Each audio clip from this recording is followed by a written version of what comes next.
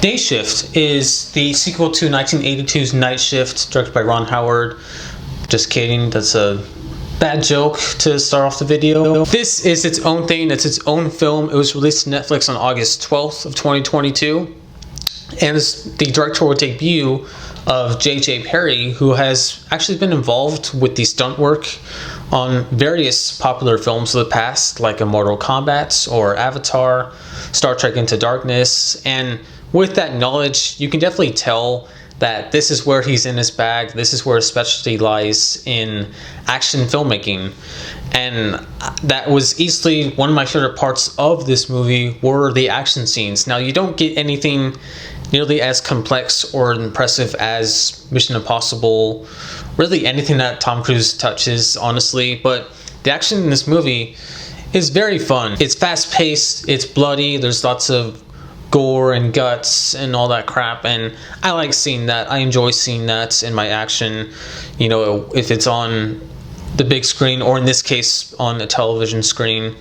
I like it. I like action that has all that stuff in it. And when you mix in the element of vampires in this movie, I think it made for some very fun, enjoyable sequences, which leads me to the main premise of this movie, which is, yes, there are vampires involved because Jamie Foxx plays a vampire hunter. And we learned early on in the film that he is actually not currently in this profession. He's actually employed in something else, and he basically comes back to vampire hunting to make dues with certain things in his life. And I will say that Jamie Foxx is easily one of the standouts out of this whole cast. I didn't really care for his character that much and the development that they attempt with his character, especially with his family.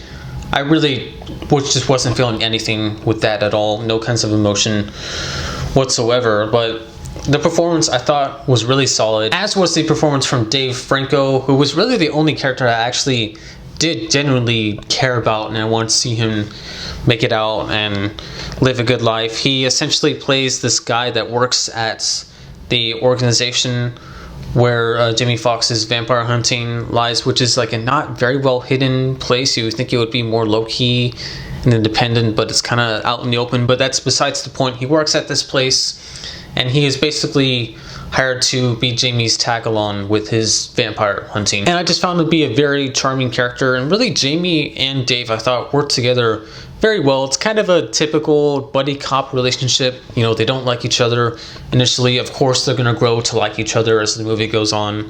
We've all seen that a million times, but I thought it was pretty well done on the whole. So I think this movie really does thrive, and it's at its best when it is embracing the campiness of just the whole plot in general, vampires existing, Jamie being a vampire hunter in disguise, you know, none of his family knows about it at all. Focusing on the friendship between him and Dave Franco's character, and like I said earlier, the action scenes being a lot of fun, just, you know, popcorn entertainment kind of fun. Notice I said when it's like that though, because a good amount of the plot is also focused on other things. I mentioned before Jamie Foxx's family that is involved in the mix, and I mean in particular what they do with his wife and him. They're currently, or ex-wife I should say, they're currently split up right now, and you know, he's having to go through all these different trials and tribulations trying to keep his family safe. And I saw what was going to happen a mile away. There was no surprises there at all. In general, just a lot of the writing for the characters was really lacking for me. And of course, with it being Netflix, I'm not expecting a lot. You know, I'm definitely not expecting A Marriage Story or The Irishman. I mean, the fact that we actually got those two movies within this very short time period in the same year is absolutely crazy. Like, sometimes I still think about that. Like, two of the best movies of 2019 were both Netflix and both released very close to each other. It's insane. And it probably won't happen again, really, because, I mean, Netflix, I don't mean to criticize them. They have some good movies. They have actually had a couple of movies I've kind of enjoyed this year. But most of the time, it's just very underwhelming, very, very mediocre. And that was just the impression I was getting with this movie as I was watching it.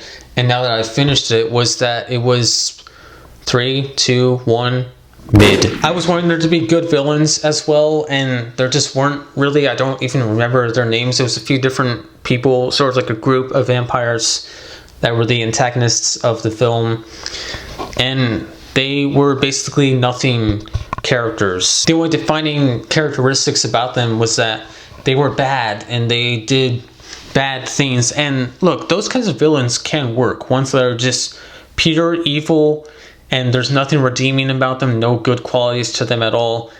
That can work sometimes, but here it just really wasn't. I feel like what the movie could have benefited from was a sympathetic villain.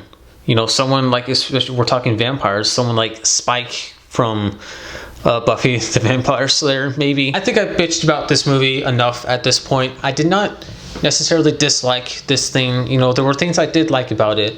I really do think that when it embraces the campiness and cheesiness of its premise and of there being vampires involved, it's a pretty fun time. It really is an enjoyable time.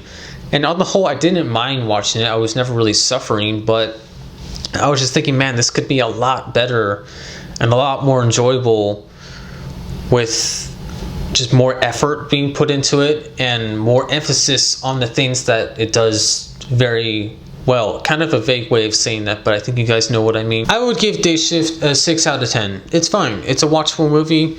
I didn't hate myself while I was watching it. Definitely not a horrible movie or horrible Netflix movie, because I mean, let's face it, Netflix movies are like a whole nother stratosphere compared to movies that go to the big screen, most of the time at least. A bit middle of the road though, I would say. Not, I didn't like it, but I also wouldn't call it bad by any means. But what would you guys, what do you guys think of this movie?